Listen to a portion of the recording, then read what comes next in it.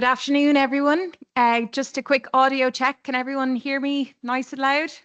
Brilliant. So you're very welcome here today to the Albert Lecture Theatre. My name is Caoimhe and I'm working on the Alumni Fellows and Members Office. This is our first lunchtime talk of 2026, and we're absolutely delighted to have Dr. Susan Mullaney, who is an ophthalmologist and also a medical historian, here with us. To top that all off, she is an RCSI graduate, class of 1984. And Susan, after graduating, decided to specialise in ophthalmology, but has always had a keen interest in history.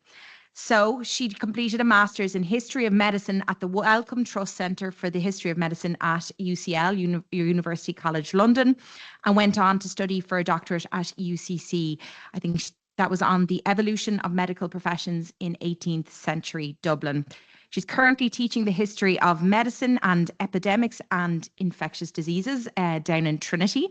And today she's going to present a talk entitled The Mother and Child Health Service Controversy of 1950s Ireland, A New Perspective. So I know that many of us, myself included, who did Leaving Cert history would be aware of this period and of the controversy, but definitely Susan is going to bring a slightly different twist on this. So I am absolutely thrilled to be able to introduce Dr. Mullaney for the talk today.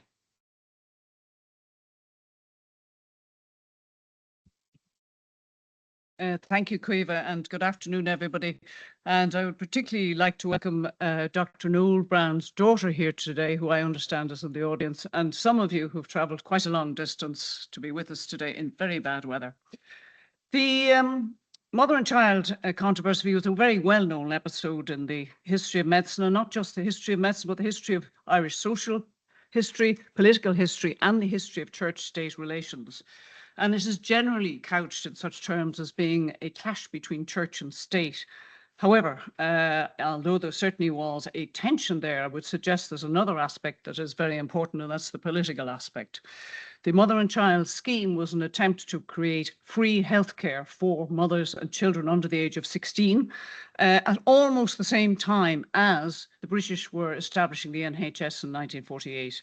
And today I'm going to focus on the political aspect of things and show how it affected it. In the post-World War II era, a lot of countries in Europe realised the need to both expand and improve the social welfare provision in their various countries. And most aspired to provide a free service, but this was very difficult. France managed it for a short time in the post-war government, the legislative government. Italy and Spain did, but they were dictators. So like everything, we have to look back to be able to understand the era that we're going to focus on. So just going to briefly compare the societies and the medical structure and then look at the main players involved. So looking at 1920, Britain had a population of 50 million, Ireland was just 3. The devastating war, World War I, the soldiers at the front with the awful casualties and huge mortality were promised homes for heroes when they came back. But when they came back after the war, they didn't get homes for heroes. It was massive unemployment, a huge housing shortage. They needed 600,000 houses. And indeed, a post-war depression, and there was a general strike in 1926 in Britain. And as everybody knows, the economic depression in the 30s. And such was the deprivation that the King asked the government to form a national government, which they did in 1931. They cut unemployment benefit by 10%, and indeed it and the national insurance payments were means tested, which caused huge aggravation to people. There was little money for the health services, and people never forgot that hardship when it came to the election of 1945. Ireland, at the same time, a newly independent country whose main interest was stability post-Civil War, impoverished, huge unemployment and immigration, very dependent on England and an economic north with a very, very closed protectionist outlook on life. Again, very little money to invest, but they at least had the Irish Hospital Sweepstake, which was although gaming was banned, it was a lottery based on horse racing, which generated millions literally, and this went to the voluntary hospital, so they did quite well. Healthcare systems, well, they were quite similar for obvious reasons. In Britain, you had the poor law system. The hospitals and infirmaries became the local authority hospitals. You had the voluntary hospitals, many founded in the 18th century and 19th century in appalling conditions. Some of the infrastructure hadn't changed literally for 150 years. However, there was a greater expectation of the public that there should be a better standard of care, increasing specialisation, and therefore a need for both labs and radiology, etc.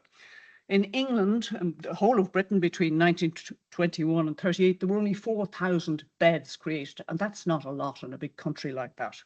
Ireland, quite similar system. Post-independence, voluntary hospitals, the poor law system became the county hospitals, etc. And again, the voluntary hospital, but they had received funding from the sweepstakes. The difference there was that they had an ever-increasing budget deficit, what's new, which was uncontrollable by the end of the 1940s. The notable difference in Ireland was the dispensary system, which is a system of dispensaries that was started on a voluntary basis in the 18th century, a network of 700 eventually, which provided free care and medicine to those most in need, approximately a third of the population, which was quite a unique system. The national health insurance in both countries provided insurance for those who was employed, but most people in Ireland didn't fall in that category because they were either self-employed or unemployed. So you had the farmers, the shopkeepers, etc. And very few in Ireland were in that category. Hospital access was better in Dublin because of all the voluntary hospitals, but outside of that, it was very poor. There were various plans in both countries to improve the healthcare system after the World War II.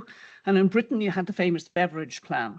And this was William Beveridge, who was a civil servant. He had been a recruitment minister during World War II, and he really wanted to do that again in the Second World War. However, he wasn't the easiest to work with, so Clement Attlee asked him to assess the insurance-based medical service. However, what they got was a template to revolutionise the whole of the social welfare system, and this was the Beveridge Plan. And although it was 700 pages long, it sold out in 24 hours. How many people read it is another matter. And that was an insurance-based system, which was a template for particularly for the NHS. In Ireland, believe it or not, there were 4 plans. The IMA had a plan which was really enlarged with the current insurance-based plan with the dispensary doctors. Bishop Dignam had a plan, and you might ask, well, why was a bishop proposing a plan to expand the health services? The 1911 Insurance Act in Ireland in the 1930s changed what was called the National Health Insurance Society. And the man running that was a bishop, and you might question why. And the reason was he had very close connections with the Fianna Fáil government at the time. However, this demonstrates the very strong role of the church in Ireland at the time. There was another very innovative plan which came from the civil service and led by James Deany, who was equivalent of the chief medical officer. And he was a doctor from the Northern Ireland who specialised in both infant mortality and TB. He did a lot of research in this, and he proposed the equivalent of a free medical service for everybody on a phased basis. However, he realised it wasn't feasible at that time, centred on, if you like, the equivalent of a GP. Different wartime experiences in both countries. In Britain in 1938, the government realised that they would be subject to massive bombing from the Germans, and they created the emergency medical services. And to that end, they did a survey of all the hospitals in the country. There are about 250,000 beds, many in psychiatric hospitals and facilities for the elderly, in appalling condition, and they were absolutely shocked at the state of it. But what the emergency medical service did was it created a single umbrella which organised all the hospital facilities, and it decided the recruitment and designated where all the doctors would work. A third of the British doctors went off to the front, and the remaining doctors had to cover. And they then went to different clinics, different hospitals, etc. So they were working outside their normal remit, and this broke down the barriers that existed prior to this, and this hugely fed into the ability to change and create the NHS after the war. This can-do attitude. Ireland, obviously very different. We had the emergency, as we called it, occasional bombings, wartime shortages, but Like a lot of wars, infectious diseases rose dramatically, particularly typhus, TB, and infant mortality. And if I find my clicker. Now, one of the factors here is that when the Beveridge report was produced, of course, all the Labour and the Socialists were delighted with it, but Churchill's response was very different. He wasn't sure about it, as you can see.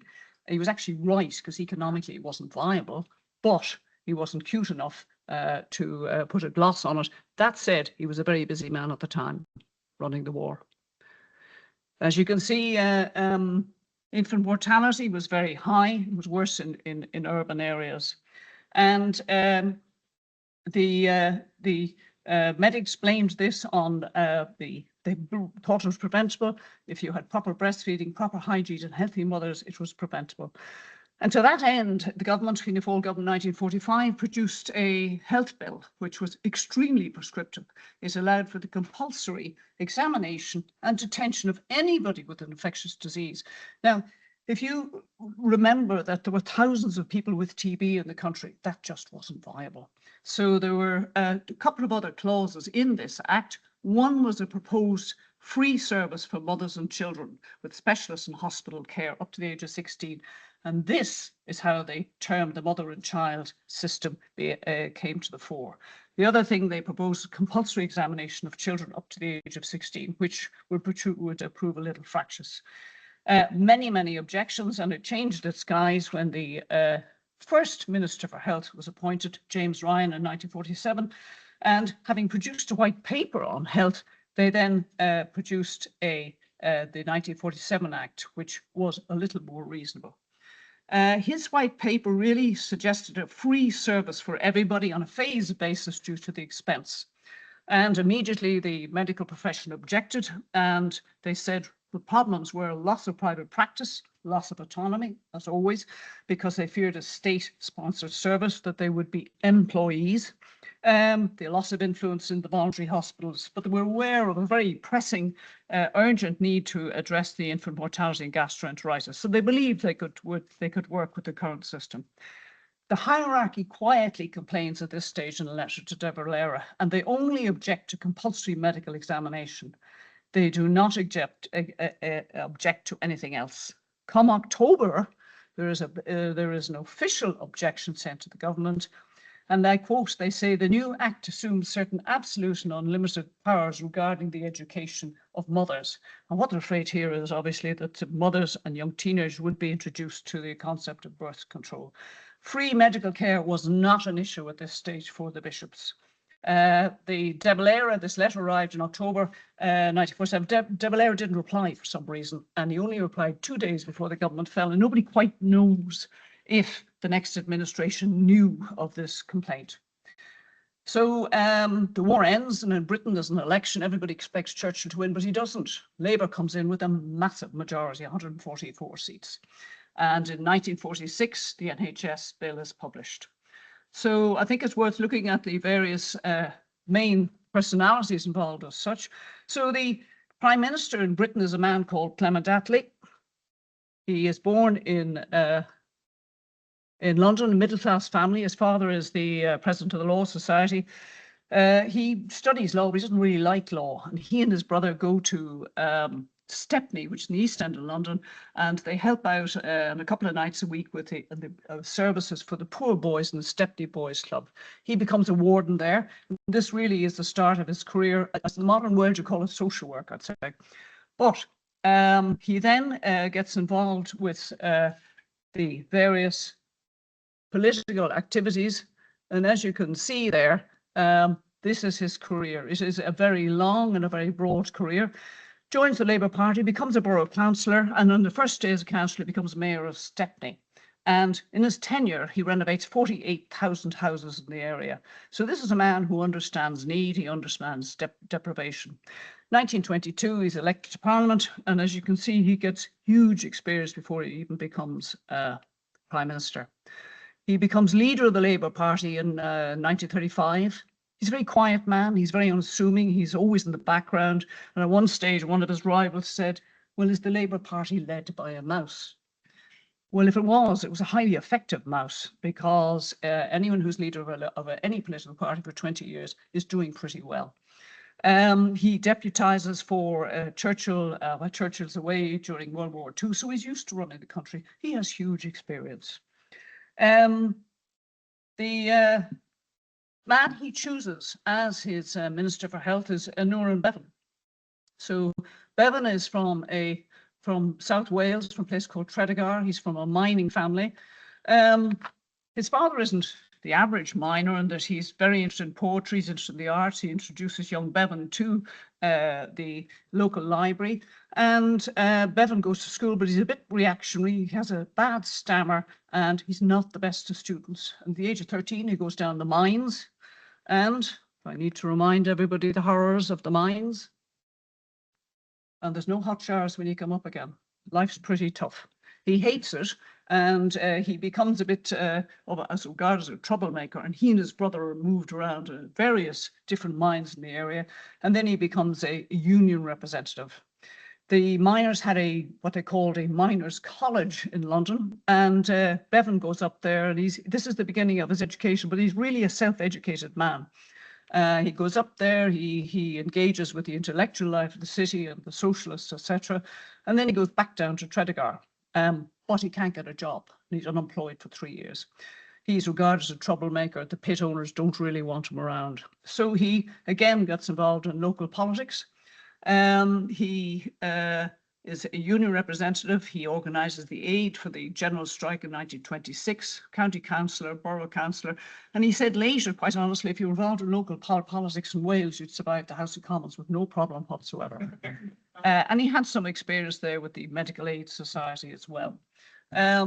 So he is very driven. He knows what poverty is like, and he seriously wants to improve the services for the people.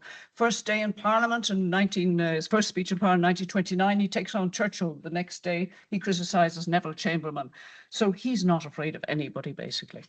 So in Ireland, there's a change of government in 1948, and I'm aware some people are listening from abroad. So basically in Ireland, after independence, the Civil War politics, two parties, one pro-treaty, one anti-treaty, and really either one or other is in power until 1948. And then in 1948, you get a inter-party government of 5 parties. So Fine Gael is the largest party. Clonoppublic is a mixture of a sort of more extreme Republicans and those who want to improve the social welfare. Clonoppublic is representing the Western farmers, really. It's always going to be difficult to manage this. So as their Taoiseach, it is going to be first a difficult choice, because normally the leader of the largest party is the Taoiseach.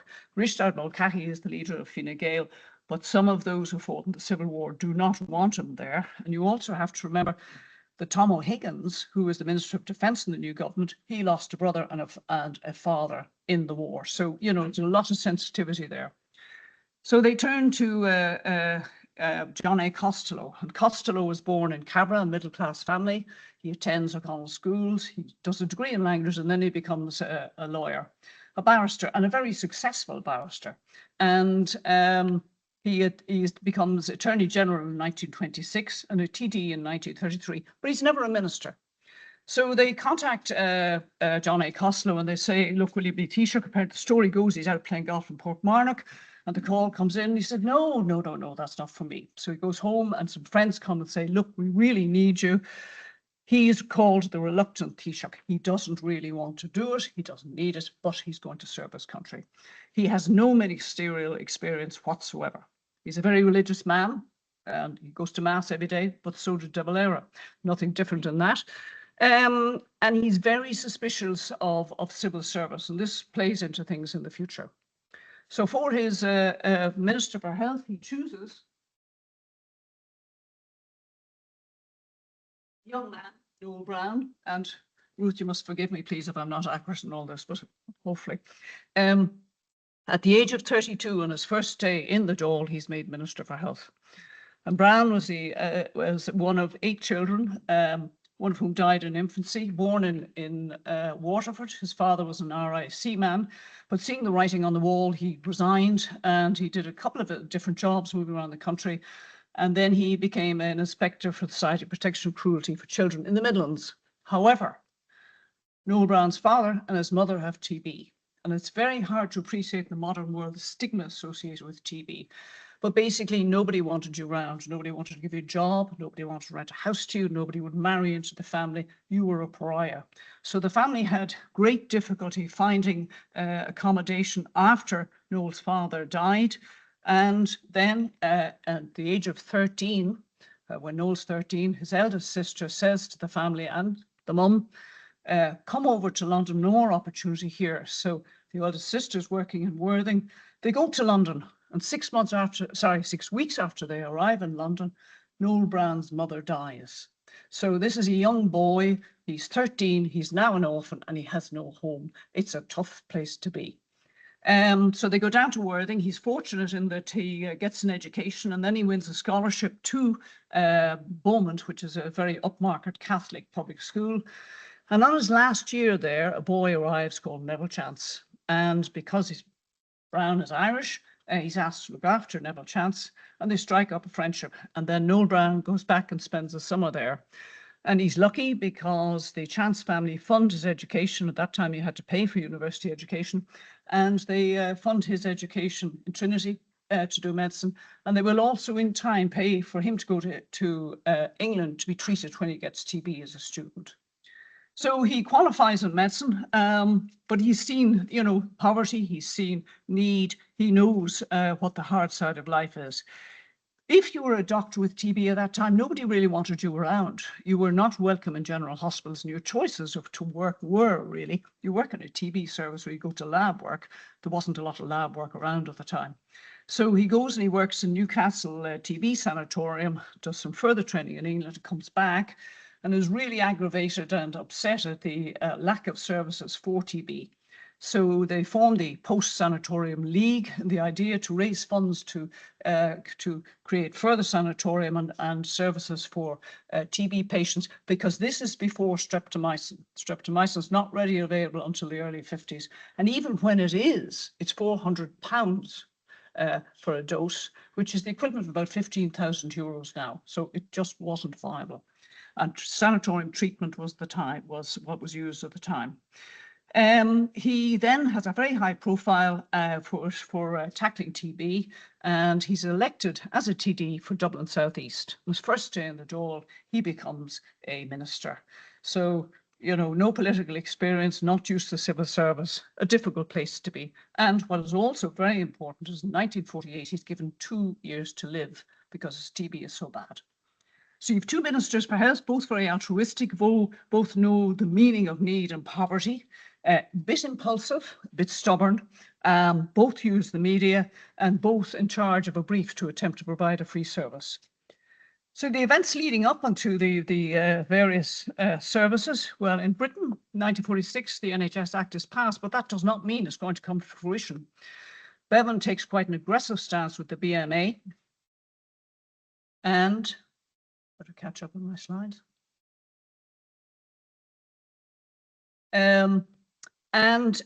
He decides, he just goes to them and says, well, this is how it is. This is how we're going to introduce the Act. And the BMA refused to accept any part of the NHS Act of 1946. They throw the whole lot out. So there's a lot of toing and froing, but fast forward to 1948, because the appointed day has been chosen, the 5th of July 1948, when the service is going to start. So the opposition in Britain are from 2 points of view, mainly the medical profession. And what Bevan proposes is to nationalise the hospitals. Local authority voluntary hospitals would be nationalised under a regional structure. GPs, initially he thought maybe they'd be salaried, but he realised this wasn't viable. They would be under an executive council, and the local authorities were going to be sort of, if you like, paid off, having lost the hospitals. They would now have the ambulance services, public health, dental, optical care, etc. Again, under a regional structure. The BMA, what they fear most is salaried work, as most doctors do. They do not want state socialised medicine, as they call it. They also are concerned because GPs were private contractors at the time, and they would sell on their goodwill when they retired. And this was important because that was their pension, and they would lose all this. The other thing they worried about was that if somebody was dismissed, that they would be able to appeal to the legal system in the country. And finally, that they would have some say in where doctors were appointed to, rather than say all choosing to go to Chelsea, well, that they would have to go to areas of need. Bevan manages to deal with most of these. And the other thing he has to face is the constant rivalry in the Labour Party. So although Clement Attlee led the Labour Party to 144-seat majority, on the day they get this majority, he gets a letter from Hubert Morrison, one of the Labour ministers in that government, to say, well, I think you should wait 48 hours to choose a leader before you go to the palace and accept your seal of office. I will be a candidate. So needless to say, Attlee went up to the palace very quickly. So there was this constant rivalry, and everybody knew that Bevan was a possible leader and therefore a possible prime minister of the country in time. So people did not want him to succeed. Crucial to Bevan also was the leaders of the Royal College supported him. In January 1948, the BMA passed a resolution of no confidence in the Minister of Health. And February, Bevan asked to be able to address Parliament, and he quietly asked Attlee that day, will you speak at this discussion? And Attlee says, well, I'll wait and see. In the event he doesn't speak, but everybody knows he supports Bevan, and the appointed day is there. So what he's basically saying is,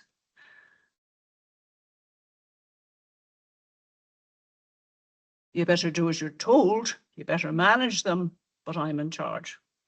And I always thought it was instructive here. So if you look here, feeling slightly ill at ease, front left is Noel Brown. Back left, slightly ill at ease, is Bevan. That may have been partly because he was conscientious objector during the war as well. So the British press had a field day. I couldn't quite find some equally interesting ones for Ireland, but anyway. And here we go, Bevan's about to jump. Anyway, the discussion goes ahead at appointed day. So Bevan knows he has to compromise with the doctors, which he duly does. He gives them a pot of 66 million for the to cover the retirement, a legal commission to sort out the dismissals procedure, and he increases the amount the doctors, the GPs, were to get a salary per year, and then they would have capitation after that. But he realises, like in Ireland, that the BMA does not represent everybody, and it really represents the city people and the consultants. They don't really represent those who are less well off out in rural areas, a bit like the IMA. So there's no dissent there, and it duly comes to pass. So in Ireland, key moments.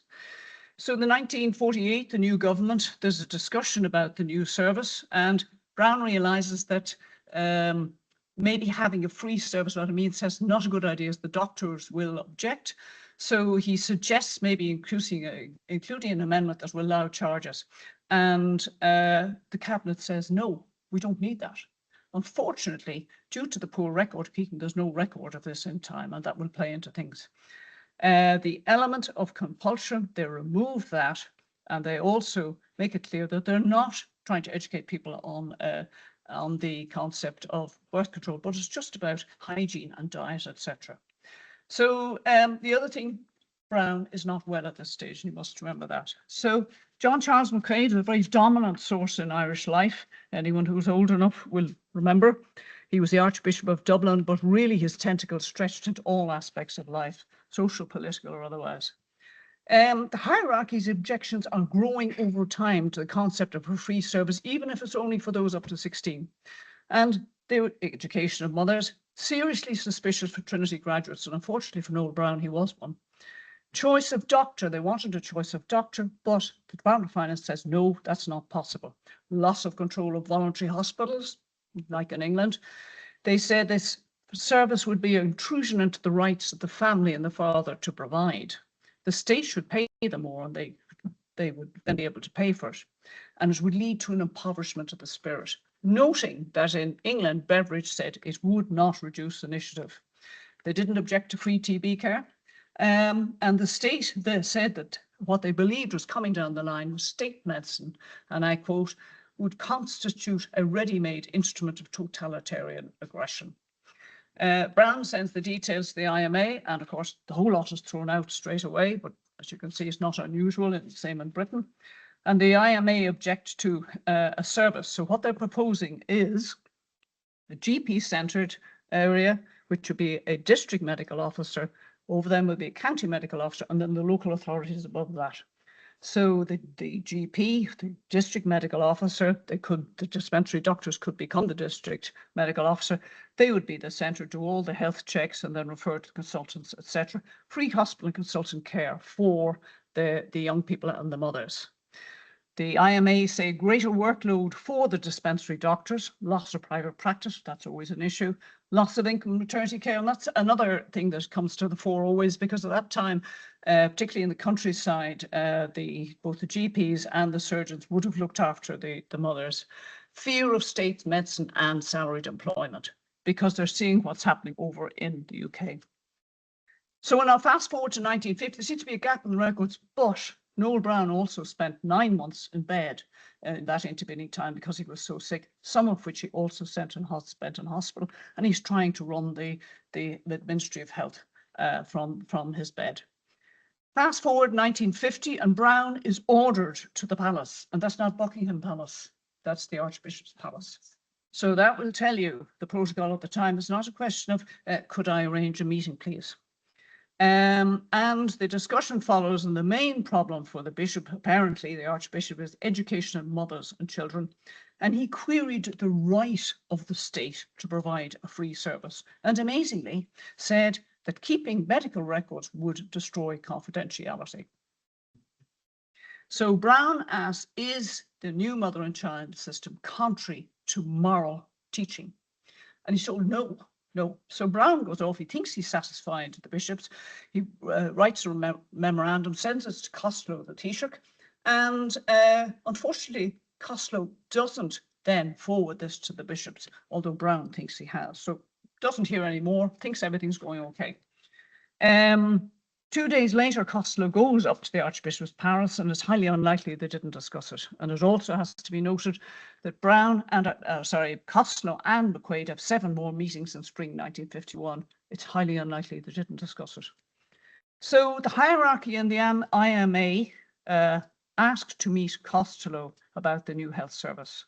So he meets the IMA with Tom O'Higgins, who's the Minister of Defence, but he's also an official of the IMA.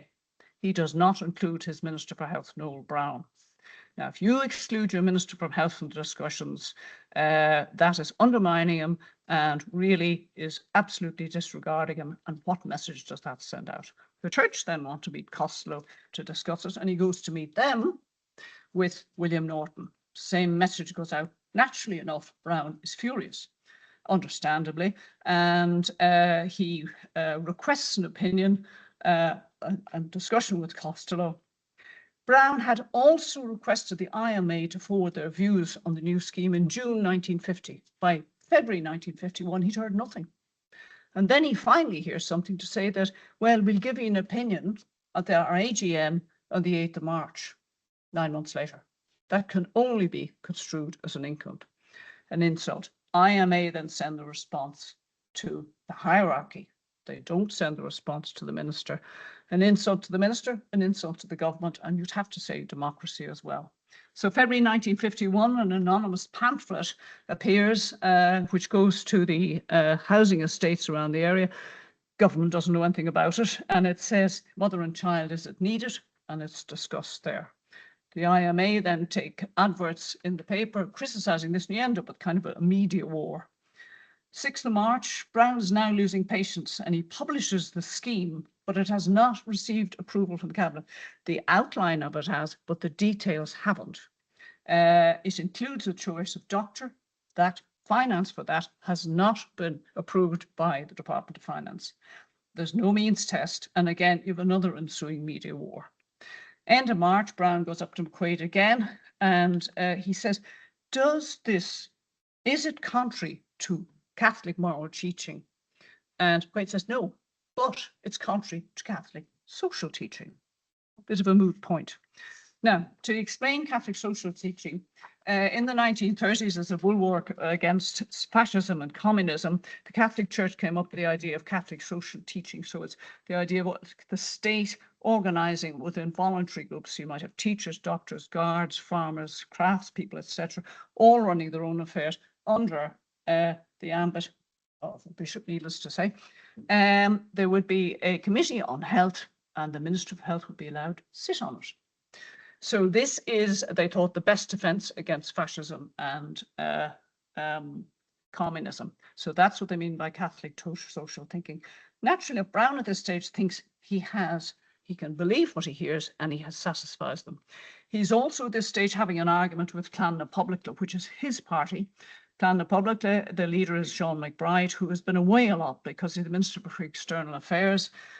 Brown believes that Clan na Poblachla have lost its way in government, has lost its focus, and maybe they should come out of government. He's considering resigning, but he knows that might precipitate the fall of the government. So we're getting to end stage here, and Brown asked the Cabinet for funding for the scheme, and they say no. He asked Costello, will he support it? No. So there's a Cabinet meeting, and he asks each of the Cabinet Ministers, do they support the scheme? And they say, no, they do not support a scheme that does not have a means test. And cast your mind back to 1948, where they did agree to it. So basically, he's asked to resign, and he resigns on the 12th of April 1951. And he goes back to the Customs House and he releases a lot of the correspondence between McQuaid, Costello himself to the Irish Times. And the next day, the Irish Times has an editorial. And basically, it says the church would seem to be the effective government in this country. So questions to be asked, really. It's obviously clearly a lack of leadership. Why did Costello have this attitude? I think everybody knows there's a huge difference in the country to the Catholic Church. Were his actions the actions of a prime minister? Was he out of his depth? Had he lost focus? Was he in awe of McQuaid? Dev certainly was very religious, but he acted differently when it came to the system coming to fruition. And what it's at stake really is are you allowing pressure groups to influence government policy? And this is what Bevan said in his discussion in February in Westminster, February 1948. Do pressure groups have a right to obstruct government policy? The other point is a lack of leadership, and that if he's going to discuss the new health service with the IMA or with the church, surely you bring along your Minister for Health, you don't exclude him. Both Brown and Bevan feared that this might happen. Attlee didn't allow it to happen. Unfortunately, it happened here. Crucial to the negotiations really was that McQuaid knew exactly what was going on. So the new system does not come into force at that time. The government falls about 6 weeks later, but it's not on this. This is destabilised. It was the price of milk that it falls. Fianna Fáil and De Valera returned to power in 1951, and a Health Act is introduced in 1953, which allows a service for 6 weeks, along with various other things, as water down are included, but time doesn't really allow us today. There's an income limit put on it of £600 per annum. That would enclose most people in it. After that, people could partake, but there's a notional pound. So even if your income was high, you could pay £1 and you could still partake in it. They did not accept, the church did not object to the free care. Presumably they realised it was a very different world, but it also has to be said, the new Minister for Health had many, many years, James Ryan again, of experience, and De Valera was highly experienced. So coming to conclusion, you have two countries side by side, geographically very close, attempting to establish a free health service, in part at least. One succeeds, the other doesn't really. It has a free service for mothers and children less than 6 weeks. In Britain, really, it's astonishing that in the aftermath of World War II, that the new health service comes to fruition. These are the actions of the Labour government. They were very busy, as well as creating the NHS. In Ireland, there was a lot to be done also. Both economies were seriously short of money, and really it was the Marshall Aid was about the only thing that kept everybody going. Ireland got some too. So Britain, the reconstruction after the war had broken long-standing barriers, both in hospitals and doctors. Irish wartime was experienced very different. 2 ministers for health, both well used to poverty and hardship, driven to improve their societies, one with experience, one not. Obstinate, competent, a bit impulsive, deaf and pragmatic, realizing he needed to compromise. Brown, undermined, embattled, and it has to be said, sick a lot of the time. 2 prime ministers, one with a 144-seat majority, one with nearly 40 years political experience, one with none.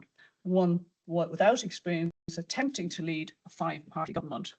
Attlee managed the situation very well. He let those with greater personalities and greater talent and do what they had to do, quietly managing them in the background. That didn't happen in Ireland. The actions of Costello were very different, has to be said. He was a reluctant Taoiseach, but it's safe to say he really didn't show leadership in the cabinet or the government. He didn't support his leadership, and his dealings with the church were not transparent. The actions of McQuaid were utterly disingenuous, orchestrating events, acting well beyond his remit, with very little regard for the health and well-being of mothers and their children. So these distinct social circumstances in Ireland, the interconnected society, everybody knew everybody, very small, educated, middle class. Everybody had a connection with either a doctor or a priest or a bishop. The strength of the Catholic Church certainly was important. However, I would suggest that the political circumstances, the lack of experience and the lack of leadership and poor cabinet discipline had a huge impact on the ensuing results.